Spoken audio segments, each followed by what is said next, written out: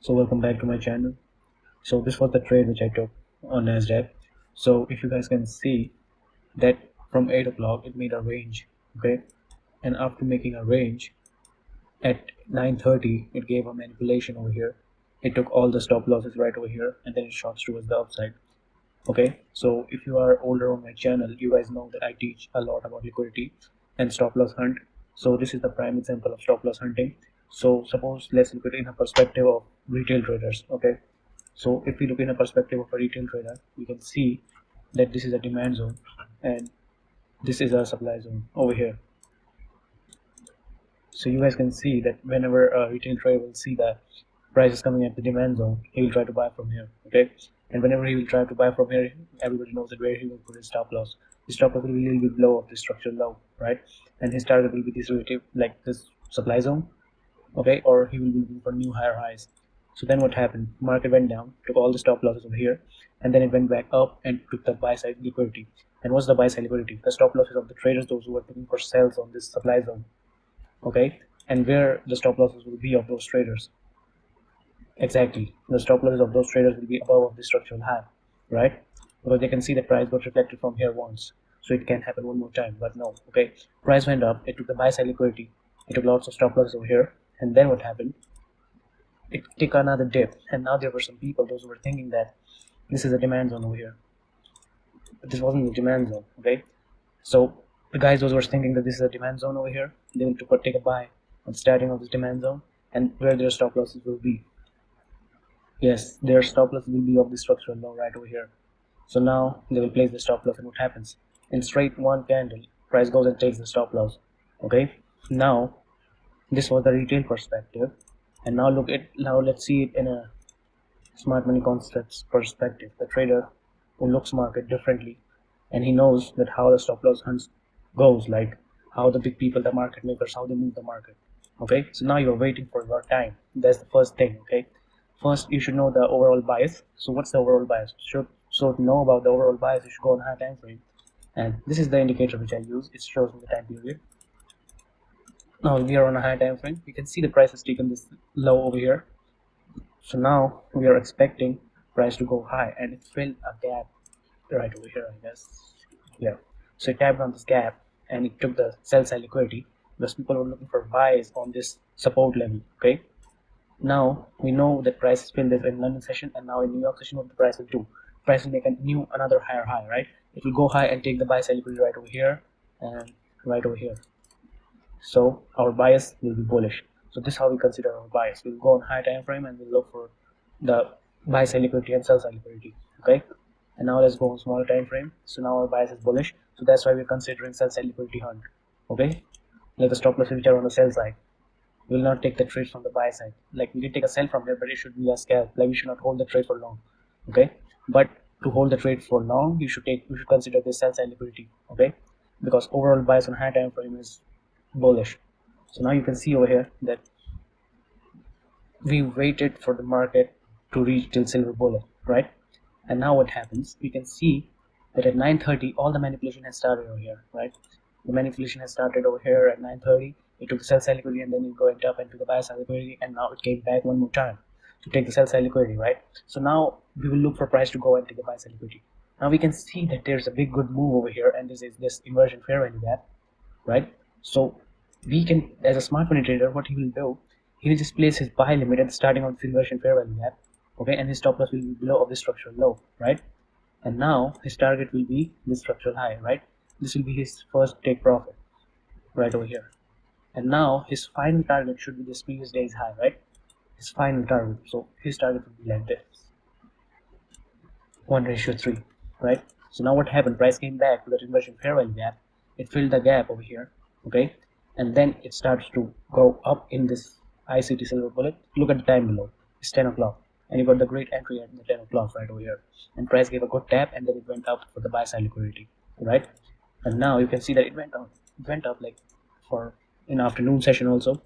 So now you can see that how price works. Okay. First, what you should have to do, you have to go on high time frame for the bias, right? You have to look for that was the high time frame doing, and now when you know that was the high time frame will do, Now you will make assumptions that what the lower time frame will do, and you will have the bias that if higher time frame will make higher high, so I will be bullish on smaller time frame. Okay, and how you will take the entry, you will mark the sell side liquidity if higher time frame bias is bullish. Okay, in this case, in this scenario, I marked the sell side liquidity twice. Once it took the sell side liquidity, but I was not happy with it because I want to see a little bit big move towards the downside. Okay, so at second time at 950 it happened. It took lots of stop losses over here, and then it shorts to the upside, and it left this inversion fair value gap right over here, and you can see those wicks right over here. Right, you could have I placed my buy entry right over here, like here. I should say I placed my buy entry over here, and my stop loss was like 30 or something, 520. Yeah, like this was my stop loss, and my take profit was this high. That's it. I didn't hold the trade for this long, like, because it's already Wednesday, so I don't like Wednesdays because. But the thing is, this was my trade, okay, and I could have holded that trade for long, but here comes the risk management, right? Because I use risk management and I target for 1:2 or maximum 1:3. That's it. I don't go for big runs because that is not consistent, right? 1:2 and 1:3 can be consistent, but not like big RRs cannot be consistent.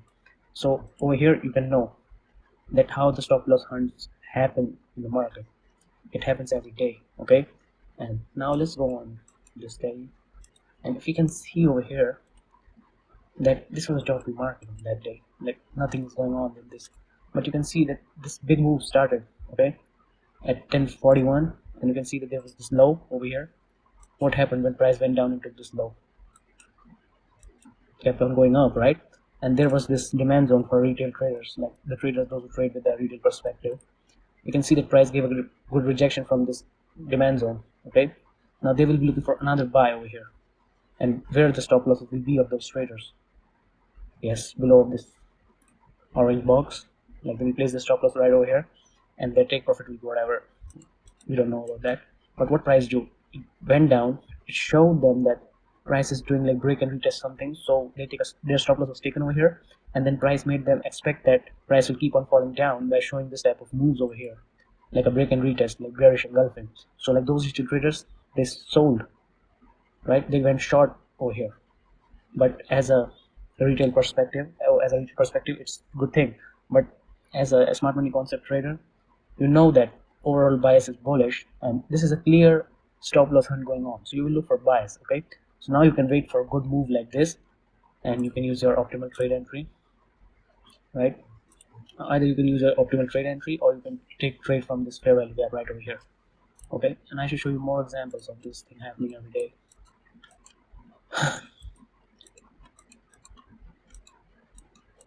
Yeah, on Monday. Yeah, like this is the last example. After this I will close the video. So on this Monday, you can see that price make a big move over here, right?